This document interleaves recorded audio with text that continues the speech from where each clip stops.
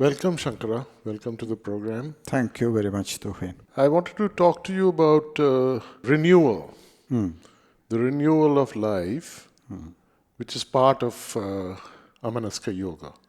So after the dying of the self, what happens? Yes, we have got to place the two parts, life with the self and life without the self, when everything is extremely nascent and a new self has not yet actually taken birth and become old enough to start giving mischief. We've got to keep those two parts juxtaposed right next to each other so that we may appreciate the natural place the spring season of life has in man's life, rather than the wintry season spelling the end of man's life. The wintry season, by that I mean the self coming to a natural finale and an end. If we don't place the spring season of life right next to the wintry season of life, which is the right season when the self has to go into smithereens, then one may be terrified by the prospect that the self goes to smithereens, and one may think that that is also our end. But that is not the truth, because life is eternal, and we ourselves are immortal beings, and therefore there is no question of we going into smithereens. So what happens is, once the self is calmed and the self is silenced, then the first thing that is born is innocence. And a state of this innocence is a state of unknowingness. Now you will see that in the modern world, a great deal of emphasis is given to knowingness. All the children in the school, quiz programs are dumped on them. They're supposed to know every thing that is there to be known.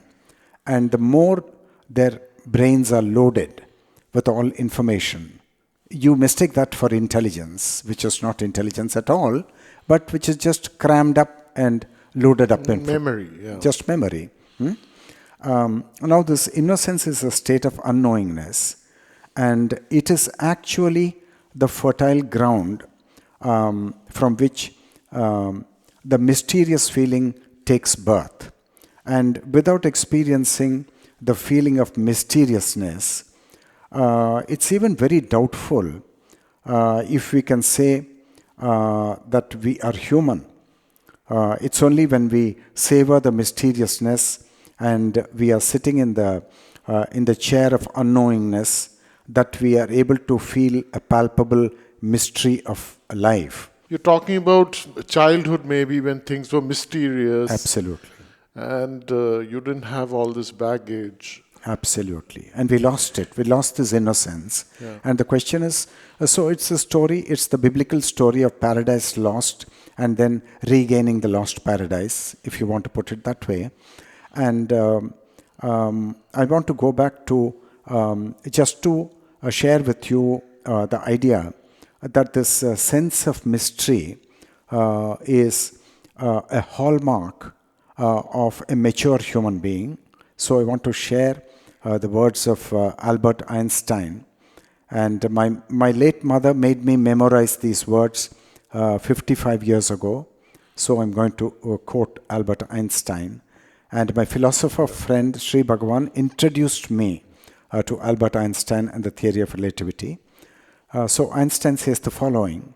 He's one of those rare examples of a physicist who by divine architecture has matured into a metaphysician or a philosopher, and I would say even a religious philosopher, as we can see from the following words of Einstein.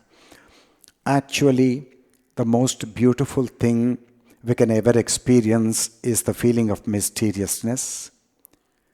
He to whom this emotion is a stranger, who can no longer stand wrapped in awe, is as good as dead. His eyes are closed forever. To know that what is impenetrable to our senses really exists, manifesting itself as the highest beauty and the most radiant wisdom, which our dim faculties can comprehend in their most primitive forms. This knowledge, this feeling is at the center of the true religious mind. Quotations close. Beautiful. Now, this is coming from the state of innocence. And we have to reach this state because it is the platform of unknowingness. And without unknowingness, there is no mystery. And without mystery, there is no creativeness in life. Now, let's also go back to Socrates, one of the greatest of the masters from the Western world.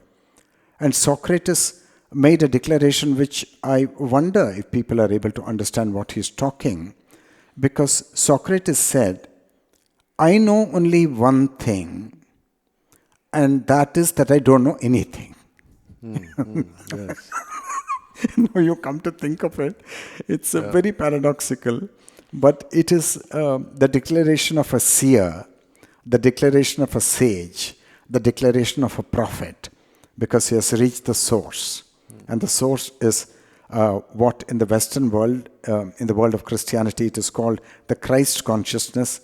And in India, it is called Atma, the inner self, which is divine out and out. And that is the ground of innocence. And once you go back to that ground, and the self is just like the epicarp of an orange. And the epicarp just falls away at some point in life because it's kind of not needed by life anymore. Another way to look at it is when you see that in a tree, a particular branch becomes very dry and falls off. Now that's in the fitness of things because that branch is not needed anymore. And if necessary, the tree is going to put out another branch with new young foliage and life begins again. In much the same way, in the human drama, once the self has come to a finale, because its tenure is over by divine mandate, then there is a new flowering and a new self comes into existence. It's still very embryonic and still very innocent in its first beat, in its second beat, in its third beat. Maybe it will take 5 years, it will take 10 years, it will take 20 years, it will take 30 years for this new self to become mischievous and to again create problems so that it too qualifies to die. But is that inevitable? That is inevitable, but because that's the whole cycle of life. And you've got to see the whole of nature, how she functions. And there is the winter season of life. There's the autumnal season where the trees are shedding their foliage and because of approaching winter. And winter is cold and bleak and the denial of life and the ending of life. And then comes the rejuvenation of spring and then everything is blooming again. And the earth is innocent and the earth is young again. And in much the same way, man's life is not all about an exponentially rising curve of life and life and life. No, it's life and death coming in alternating cycles like a sinusoidal wave or a cosine wave, as we say in mathematics. A sine wave or a cosine wave, it bulges and it goes down, it bulges and it goes down. In much the same way, man's life has to be cycles of living and dying, so that he is eternally young, so that when he reaches 90 years of age, he is very young in his soul. His body may be old, but he is tremendously young in his soul. So how many times do you recommend a person dies in this life? I mean, in terms of not physical death, but dying of the self. You asked an extremely perceptive question, Tuhin.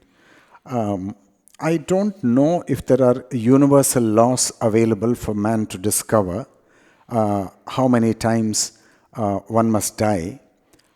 Because somewhere in the writings of Edgar Cayce, the sleeping prophet, I studied many years ago Edgar Cayce making the very significant remark that you must reincarnate about 30 times before you get real, robust maturity of the soul. That's the take of Edgar Cayce.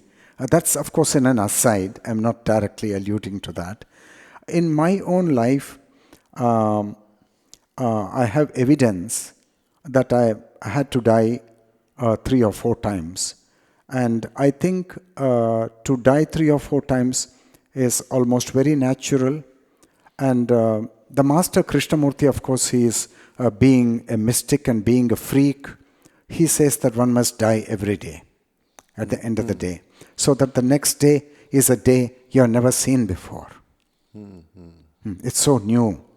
And you've never seen the morning sun before. You've never seen the trees before. And Krishnamurti is in that state of wonderment. That's, of course, an extreme example of a prophet and a world teacher. And maybe we are not so fortunate to get into those mystic heights. But I would say 3 to 4, maybe even more if you're fortunate. The more the number of dying of the self happens to you, I think the more blessed you are.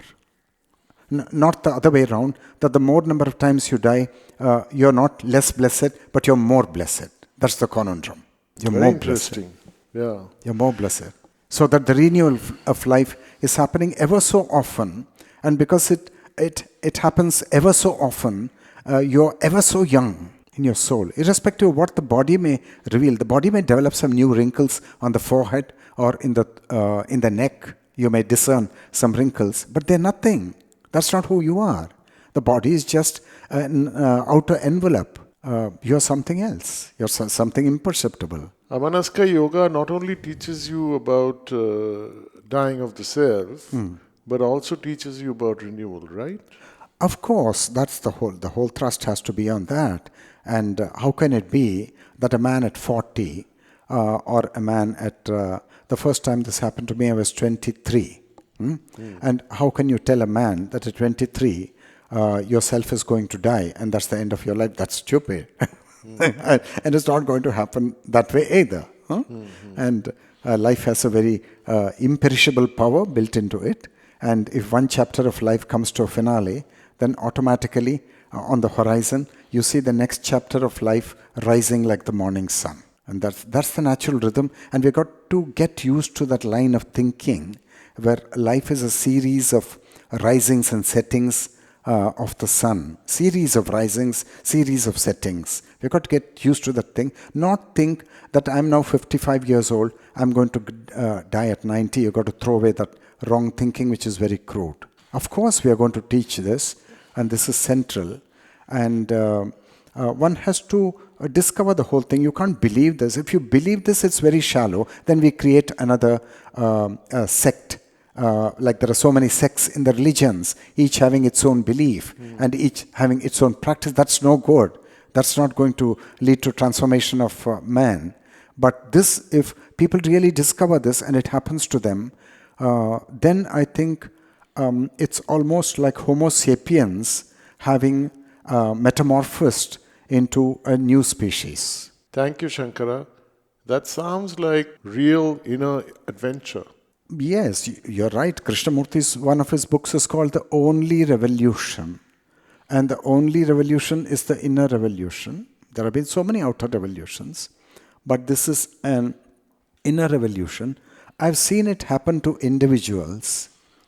Now the question for you and for me who are discussing this is, the very interesting and very mind-boggling question is, can it happen to more and more individuals in a very genuine way, so that as a chain reaction, it develops into an avalanche and it moves forward covering humanity?